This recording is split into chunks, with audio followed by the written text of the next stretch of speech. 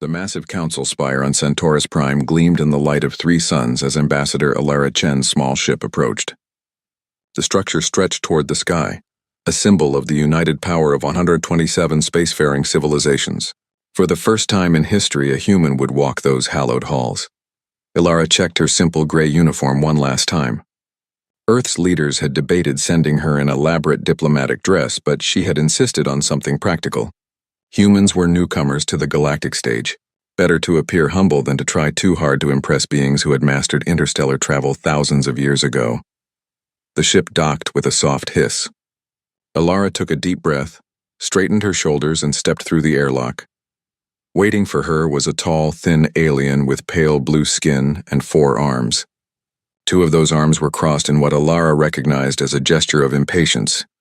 "I am Ziktal of Rigel," the alien said in slightly accented English. "I have been assigned to guide you to the council chambers." Alara smiled and extended her hand. "Thank you.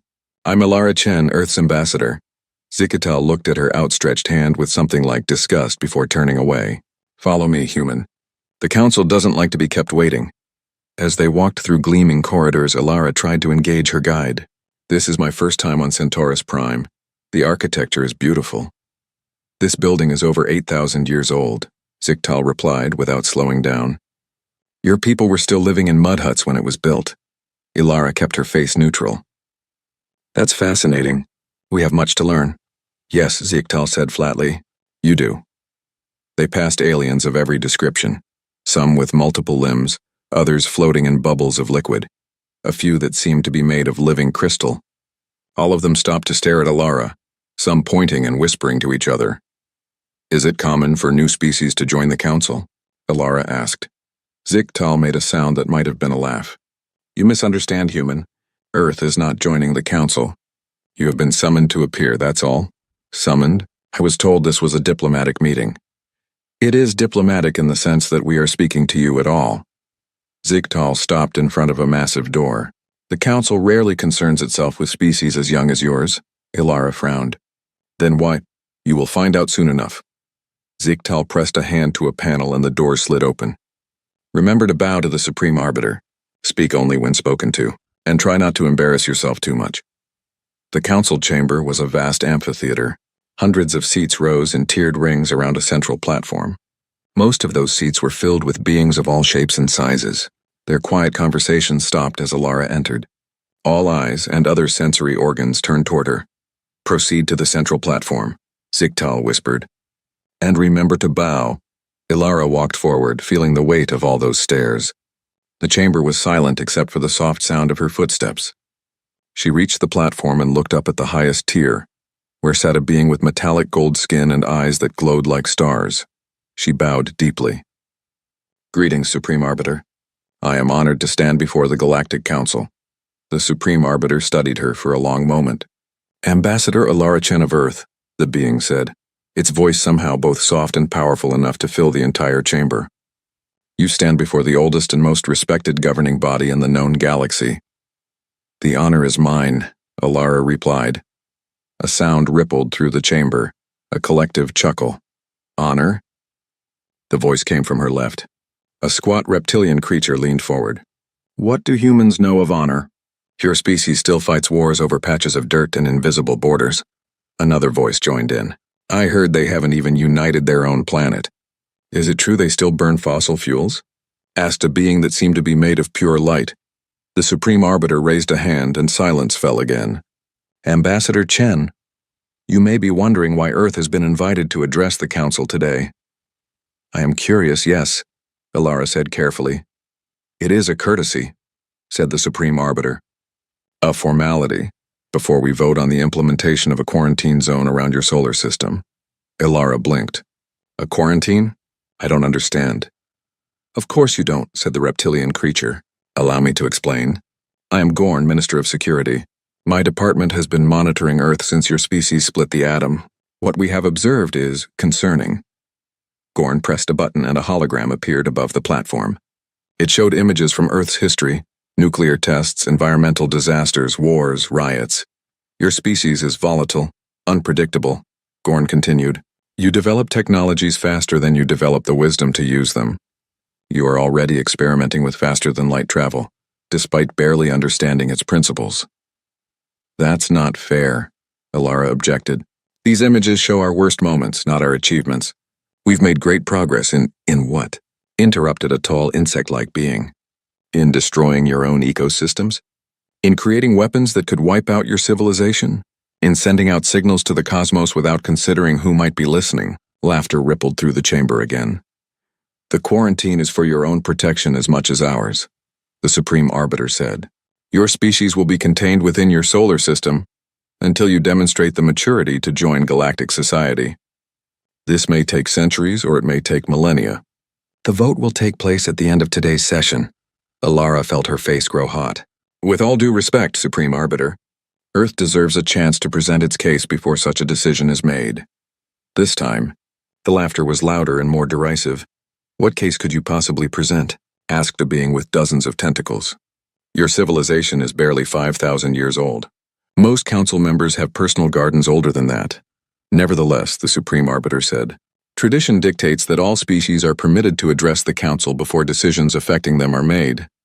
Ambassador Chen, you may present Earth's case when the council reconvenes after the midday recess. Alara bowed again. Thank you, Supreme Arbiter. As she was led from the chamber by Ziktal, the sound of amused conversation followed her. That went well, Ziktal said sarcastically when the doors closed behind them. They've already made up their minds, Alara said. They invited me here as a joke, Ziktal didn't deny it. What did you expect? Humans are barely out of the trees by galactic standards. We're not as primitive as they think. Really? Ziktal gestured for her to follow him down a different corridor. The beings in that room come from civilizations that have mastered gravity manipulation, consciousness transfer, even limited time distortion. What could humans possibly offer that would impress them? Alara didn't answer. She followed Ziktal to a small room with a view of the planet's violet sky. You can wait here until the council reconvenes, he said. There's a food synthesizer if you need sustenance. It should be programmed with human requirements. Thank you, Alara said quietly. Ziktal paused at the door. Some advice, human. When you address the council again, don't try to change their minds. Accept their decision gracefully. It will be better for Earth in the long run. After he left, Alara stood at the window looking out at the alien landscape. The council's mockery stung, but it wasn't unexpected. Earth's intelligence agencies had warned her that the galactic community might not welcome humans with open arms. What the council didn't know was that humans had been preparing for this meeting for decades. They had known about alien civilizations since the 1950s, when the first crashed ship had been recovered and studied in secret. While publicly denying the existence of extraterrestrial life, Earth's governments had been quietly reverse-engineering alien technology. Alara reached into her pocket and felt the small device there. It was Earth's ace in the hole, a demonstration of what humans could really do when pushed into a corner. She smiled to herself. The council had laughed at her today, but they wouldn't be laughing for long. When the council reconvened, the chamber was even more crowded than before. Word had spread about the human ambassador and the proposed quarantine of Earth. Many delegates who normally skipped routine sessions had come to witness the spectacle. Tal led Alara back to the central platform. She could feel the excitement in the room, the kind of excitement people feel before watching a public humiliation. The council recognizes Ambassador Alara Chen of Earth, announced the Supreme Arbiter. You may now present your case against the proposed quarantine. Alara stood tall despite being physically smaller than most beings in the room. Thank you, Supreme Arbiter. Before I address the quarantine directly, I would like to present a proposal from Earth to the Galactic Council. Murmurs of surprise rippled through the chamber. A proposal? From humans? The very idea seemed to amuse the delegates. A proposal? The Supreme Arbiter's glowing eyes narrowed. That is unusual, but proceed. Alara took a deep breath. Earth proposes a collaborative deep space exploration initiative, targeting the uncharted regions of the Sagittarius Arm. For a moment there was silence. Then laughter erupted from every corner of the chamber. Even the Supreme Arbiter's mouth twitched in what might have been a smile. I fail to see the humor in my proposal, Alara said calmly. A tall, elegant being with feathers instead of hair stood up. Allow me to explain, human. I am Thalavex, Grand Minister of Sciences. What you suggest is akin to a child who has just learned to swim offering to lead experienced divers into the deepest ocean trench. Exactly, called out another delegate. The Sagittarius arm has been partially explored by council races for over 3,000 years. And those parts that remain unexplored, added another, remain so because they are too dangerous or difficult to access with current technology. Technology that is far beyond what humans possess. Thalavex concluded with a dismissive wave of her hand. Alara nodded. It's true that Earth's technology is younger than yours, but sometimes fresh eyes see what experienced ones miss. Humans have a unique approach to problem solving that could benefit the Council. And what approach is that? Asked Gorn, the security minister, with a sneer in his voice. Blundering forward without understanding the consequences? Adaptation, Alara replied. Humans thrive in environments where others might fail because we adapt quickly to changing conditions. We find unconventional solutions because we haven't been taught that certain things are impossible. Pretty words, said a being that seemed to be made of living stone, but they mean nothing without evidence. The Grand Minister mentioned deep-sea diving, Alara continued. Did you know that some humans can hold their breath for over 20 minutes and dive to depths of over 100 meters? Without any equipment at all? Our bodies naturally adapt to those conditions. A primitive biological trick, scoffed Thalavex. Any council race could engineer themselves to do the same if they wished. Most simply use technology instead. That's exactly my point, said Alara. Humans look for solutions that don't always rely on technology. We use our biological advantages, our creativity, and our resourcefulness. A delegate from the middle tier let out a loud laugh. Is this your pitch, human? That you can hold your breath for a long time? More laughter followed. No, said Alara.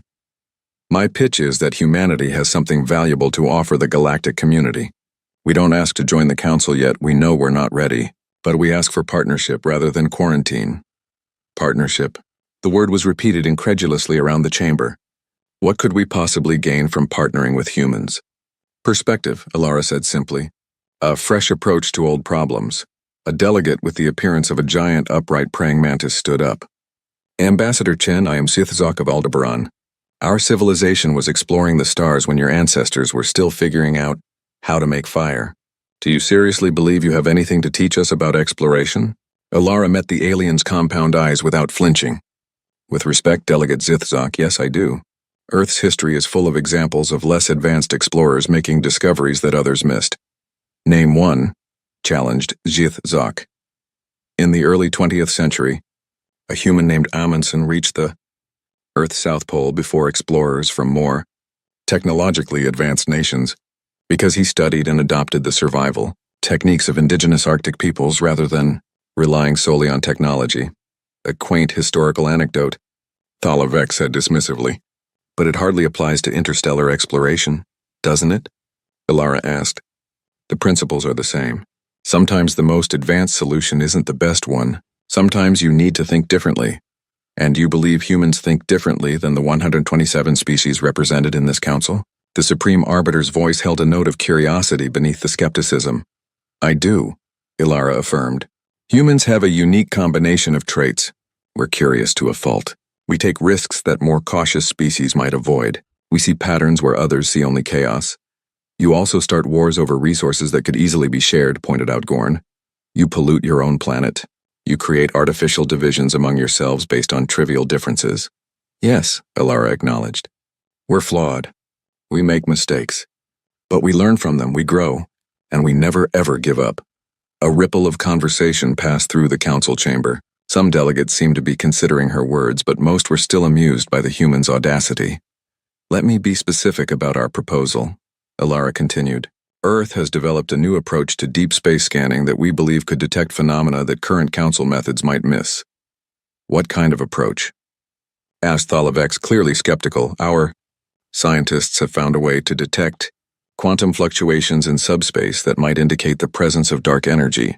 Concentrations. Impossible, scoffed Thalavex. Subspace. Quantum fluctuations are too minute to be detected at interstellar distances. That's what our scientists thought too, Alara said with a small smile, until they did it. For the first time there was a hint of uncertainty in the Grand Minister's expression. You're claiming that humans have developed technology that can detect dark energy concentrations from light years away? Not claiming, Alara corrected. Proving. We've already mapped several concentrations in the outer reaches of our own solar system. We believe these concentrations could be used to create stable wormholes for faster-than-light travel without the massive energy requirements of current council methods. Now, there was definite interest among some of the delegates. A few were leaning forward in their seats. Others were whispering to their neighbors, but Thala Vex was not convinced. This is absurd. If what you say were true, it would represent a breakthrough that has eluded our best scientists for centuries. I find it hard to believe that humans, who still struggle with the basics of antimatter containment, have somehow leapfrogged over the entire council in this specific area of research. Believe what you wish, Alara said with a shrug. But the data doesn't lie. And we're willing to share our findings, if the council is willing to partner with us instead of quarantining us. This is preposterous, bellowed a delegate from the upper tiers. The human is clearly bluffing to avoid quarantine. If I may, said another delegate, this one with a soft, melodious voice. I suggest we ask the human for proof of these claims. If they can indeed detect dark energy concentrations as they claim, it would be a significant development. The Supreme Arbiter nodded. A reasonable suggestion? Ambassador Chen, do you have evidence to support your claims?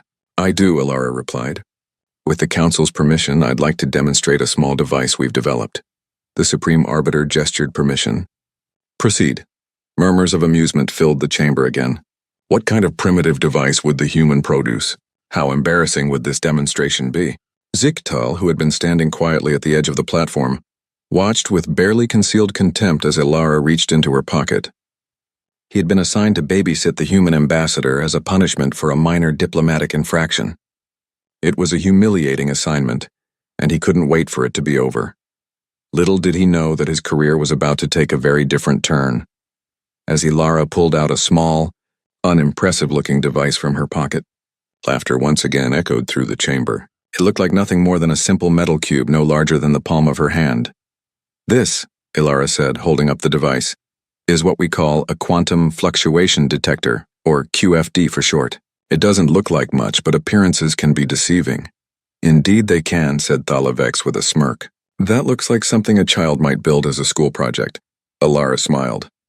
Sometimes the simplest solutions are the most elegant. She pressed a small button on the side of the cube, ready to show the council exactly what humanity was capable of. The small cube in Alara's hand hummed to life. For a moment nothing seemed to happen, and several council members chuckled at what appeared to be a failed demonstration. Then suddenly the air above the device shimmered, and a three-dimensional hologram bloomed into existence. The laughter died instantly. The hologram showed a detailed map of what appeared to be star systems, but with strange glowing tendrils connecting them, connections that pulsed and shifted like living things. What you're seeing, Alara explained calmly, is a real-time map of dark energy concentrations in the sector surrounding Centaurus Prime. Thala Vex, the Grand Minister of Sciences, rose from her seat and approached the platform. Her eyes were fixed on the hologram, her expression a mixture of disbelief and growing wonder. This is impossible, she murmured, circling the display. The resolution is far beyond anything our sensors can achieve. And yet here it is, said Alara. The Supreme Arbiter leaned forward. How does this device work, Ambassador Chen? The principles are complex, but I can simplify. Traditional sensors try to detect dark energy directly, which is like trying to see black ink on black paper. Our approach is different. We don't look for the dark energy itself. We look for the effect it has on the quantum fabric of space-time. Like seeing the depression a black hole makes in space, rather than the hole itself, murmured Thala Vex. Exactly, Alara nodded. The QFD detects minute variations in quantum fields that indicate the presence of dark energy streams. But the power requirements for such sensitivity would be enormous, objected a delegate from the lower tiers.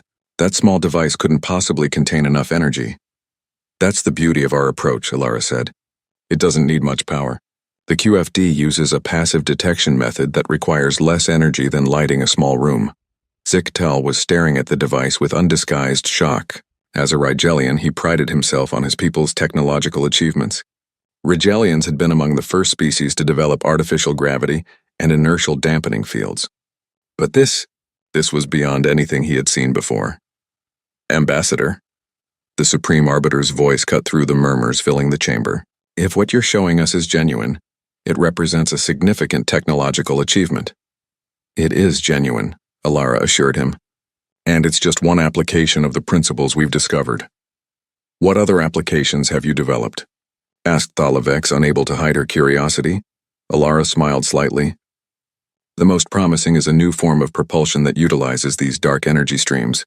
She pressed another button on the device. The hologram changed, now showing a ship design unlike anything the Council had seen before.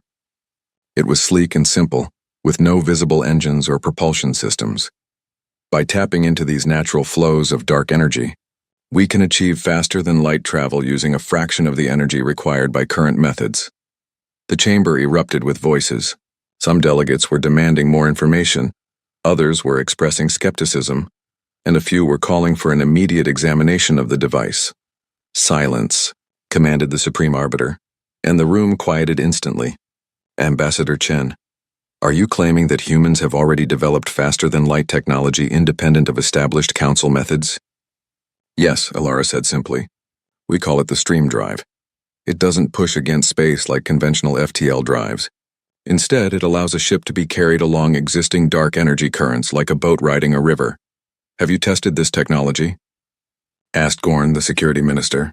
His earlier mockery was gone, replaced by intense interest. "We have. The ship that brought me here is equipped with a prototype stream drive." This caused another stir among the delegates. They had assumed the human had arrived on a transport provided by the Council.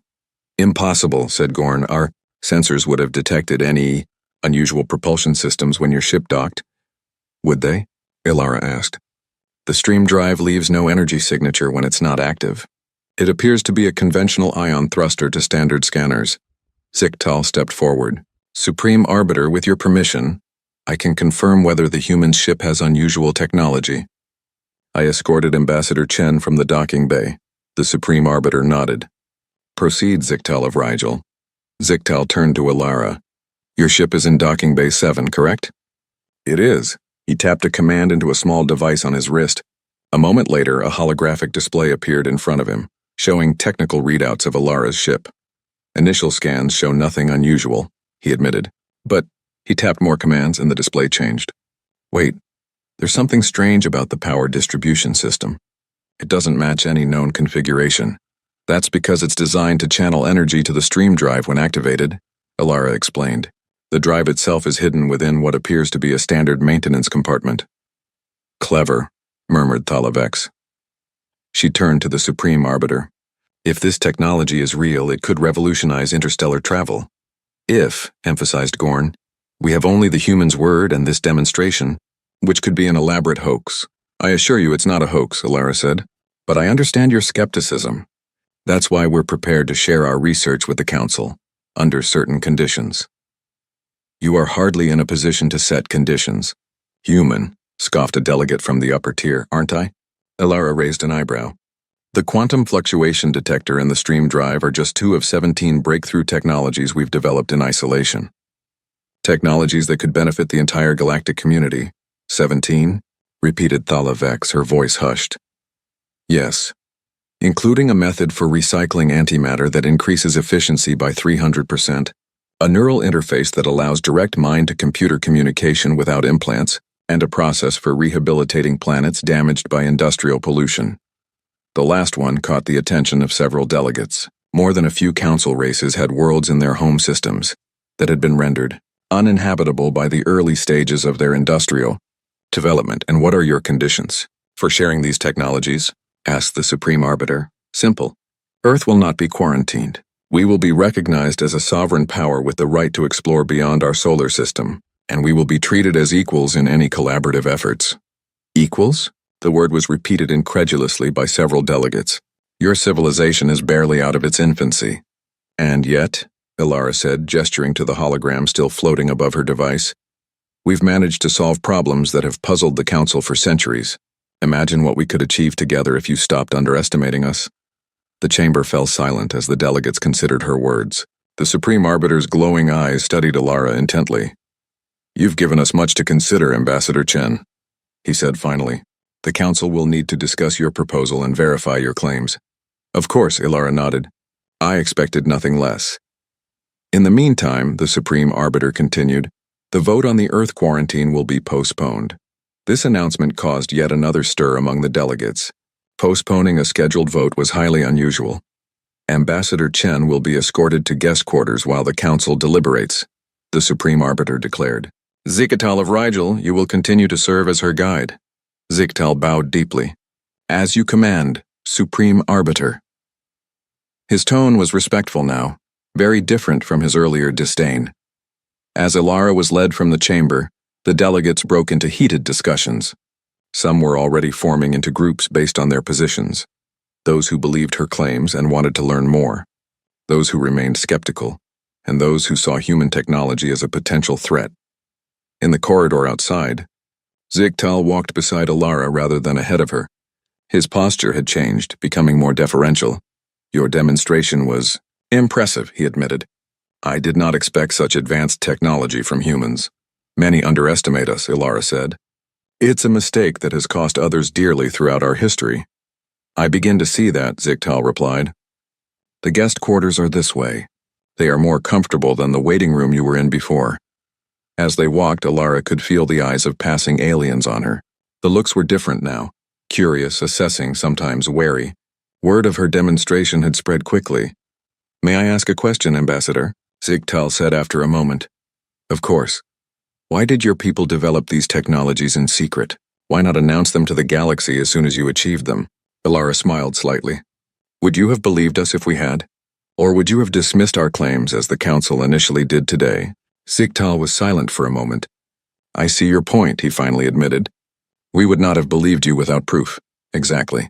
And some technologies are too valuable or too dangerous to reveal without careful consideration. Humans have learned that lesson the hard way.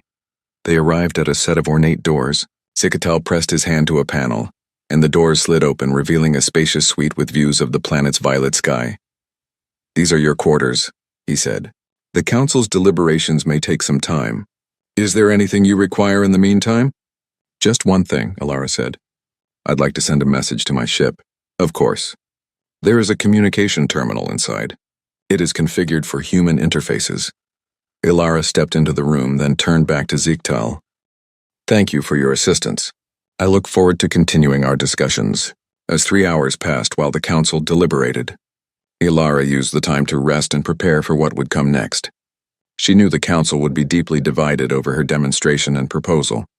Some would want to embrace human technology, others would fear it, and still others would want to steal it. All of these reactions had been anticipated in the briefings she'd received before accepting this mission. A soft chime from the door announced a visitor. Ilara composed herself and called, "Enter." Zikatal stepped into the room. His demeanor had changed completely from their first meeting. Gone was the disdain and impatience, replaced by something approaching respect. "Ambassador Chen," he said with a slight bow. "The council has completed its preliminary deliberations and requests your presence." "Thank you, Zikatal," Ilara replied, rising from her seat. "I'm ready." As they walked back toward the council chamber, Zikatal spoke quietly. "If I may, Ambassador, the council rarely deliberates for so long on what they initially considered a routine matter. Your demonstration has caused quite a stir." "I expected it might," Ilara said. "Change is often difficult, especially for established powers." "Indeed," Zikatal hesitated, then added, "There are factions forming among the delegates. Not everyone is pleased with the direction the discussions have taken." "I appreciate the warning," Ilara said, understanding the risk Zikatal was taking by sharing this information. When they reached the council chamber, Ilara noticed immediately that the atmosphere had changed. The earlier amusement was gone, replaced by a tense, expectant silence. The Supreme Arbiter sat in his elevated position, his glowing eyes fixed on Ilara as she entered. "Ambassador Ilara Chen of Earth," he intoned formally. "The council has considered your demonstration and your proposal." Ilara bowed respectfully, saying nothing. "We find ourselves intrigued by the technology you have shown us," the Supreme Arbiter continued. "If genuine, the quantum fluctuation detector represents a significant advancement in our understanding of dark energy. However, we require more comprehensive proof before we can make a final determination regarding Earth's status." Gorn, the security minister, stood. The Council proposes a full technical inspection of your ship and the device you demonstrated today. Our scientist will analyze both to verify your claims. Alara had been expecting this. I understand your need for verification. However, I'm afraid I cannot agree to a full technical inspection at this time. Murmurs of displeasure rippled through the chamber. You refuse the Council's reasonable request? Gorn's voice held a note of warning. Not refuse, Alara clarified. Delay. Earth is prepared to share our technology, but only after formal diplomatic relations have been established and proper protections for our intellectual property have been agreed upon. This is outrageous, bellowed a delegate from the upper tier. The human makes extraordinary claims, then refuses to provide proof. I've already provided proof, Alara countered calmly. The holographic display you all witnessed was genuine. The question is not whether our technology works. It's whether you're willing to treat Earth as an equal partner rather than a primitive curiosity. Thala Vex stood, her elegant features arranged in a diplomatic smile. Ambassador Chen, perhaps we can find a middle ground. What if we were to send a delegation to Earth instead? Your people could demonstrate your technologies in a controlled environment of your choosing.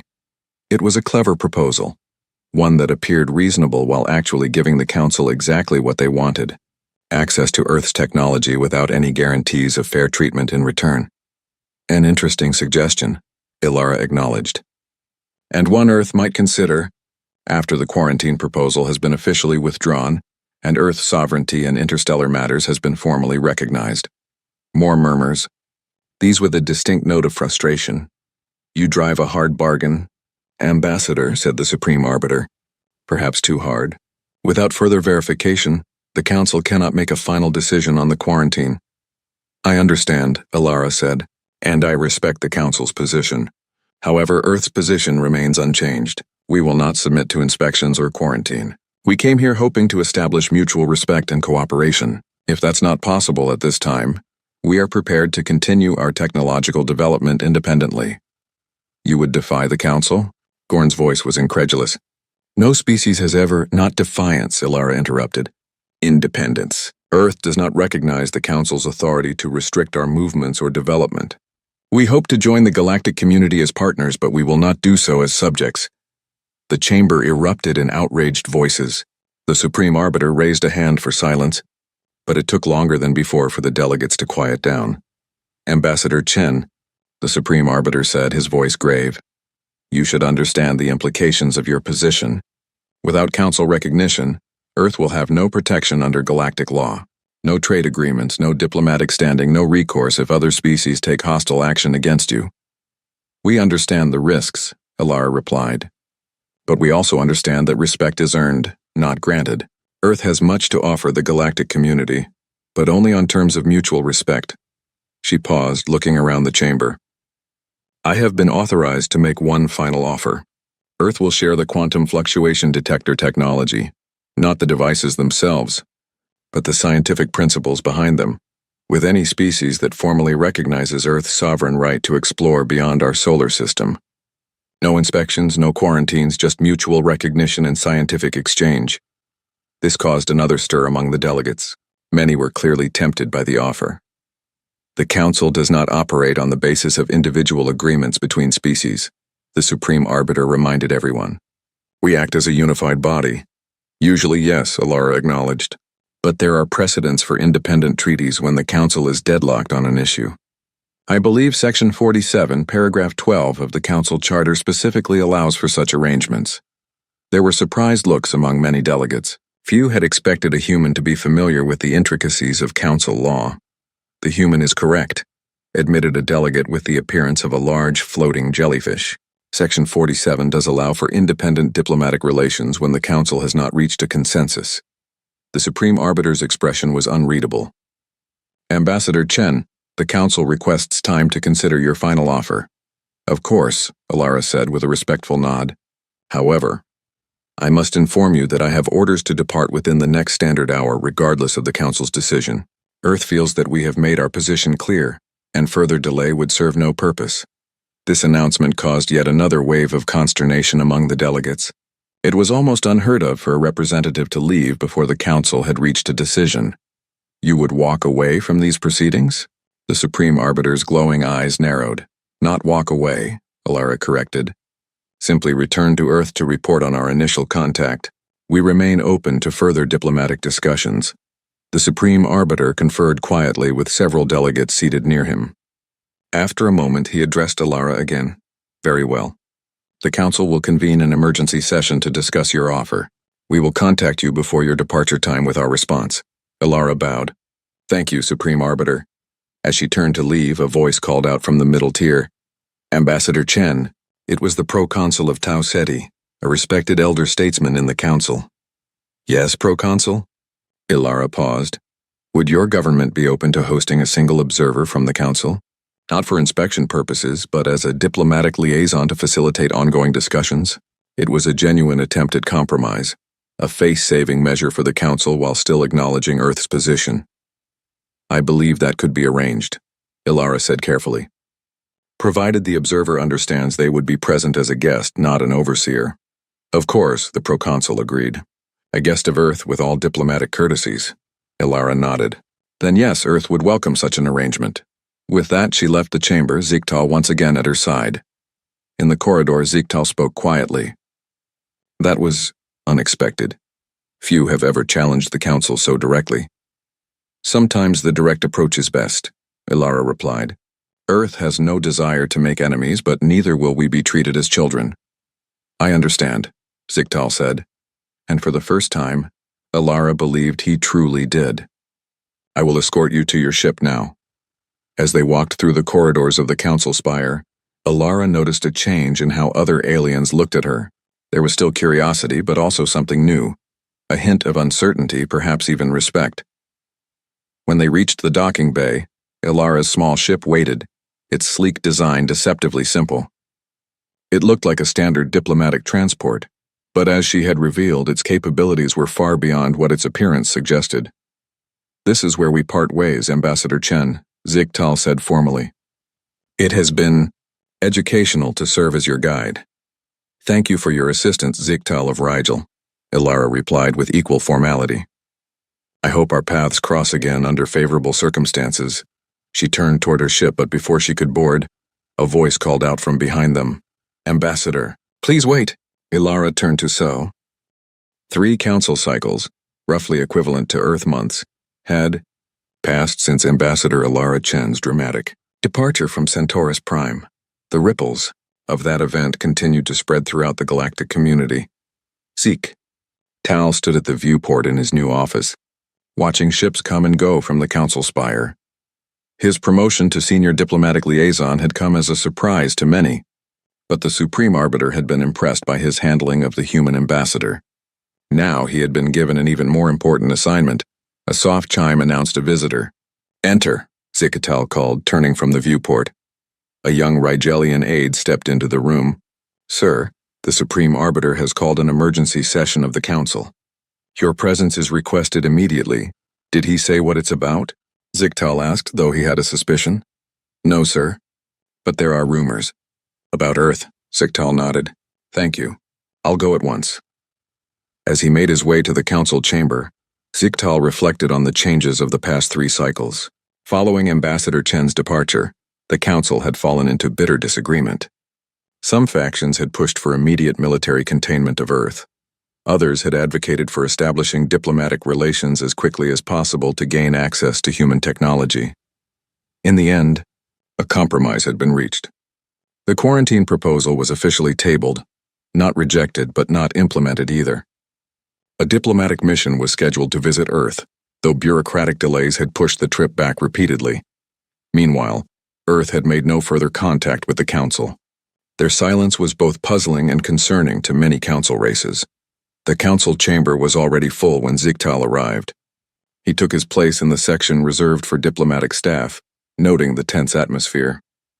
The Supreme Arbiter's expression was grave as he called the session to order. Esteemed delegates, the Supreme Arbiter began, we have received disturbing reports that require immediate attention.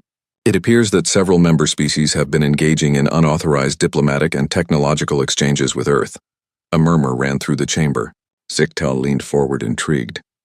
Minister Gorn will present the evidence, the Supreme Arbiter continued.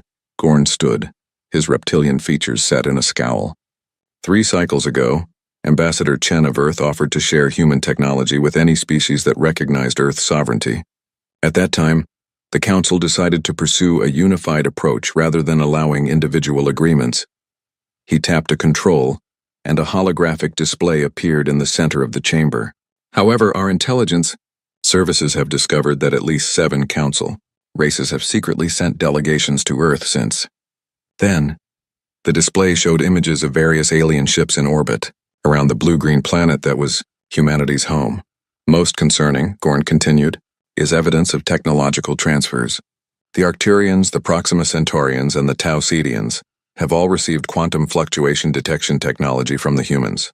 The Sirians and Procyons have obtained data on the so-called stream, drive, and the Altarians and Vega Coalition have signed formal treaties, recognizing Earth as a sovereign, interstellar power.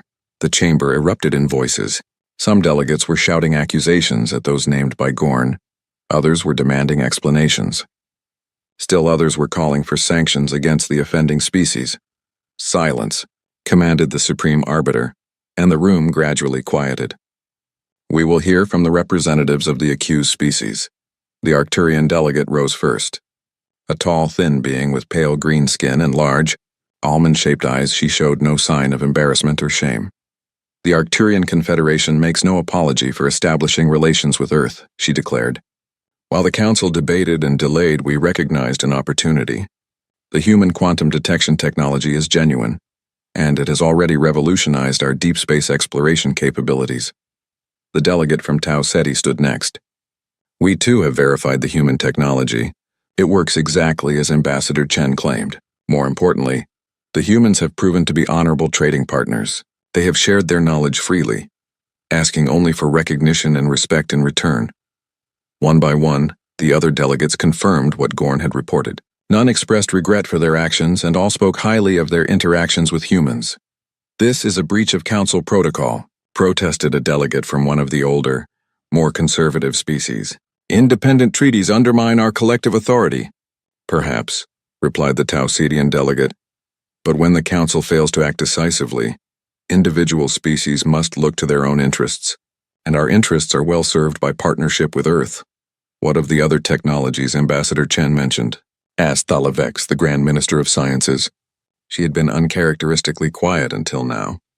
The antimatter recycling process? The neural interface? The planetary rehabilitation method? Has anyone received information on these? The Vega Coalition has begun collaborative research with Earth on planetary rehabilitation, admitted the Vegan delegate. Early results are promising. We believe we may be able to restore several previously uninhabitable worlds in our home system within the next decade. This announcement caused another stir.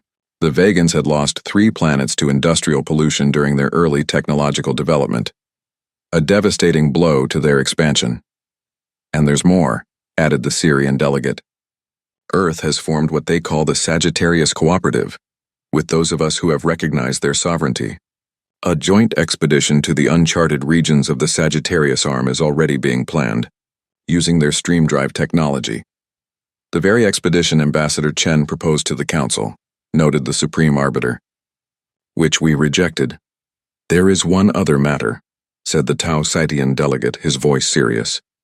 Our scientists have analyzed the human technological approach. It is unique.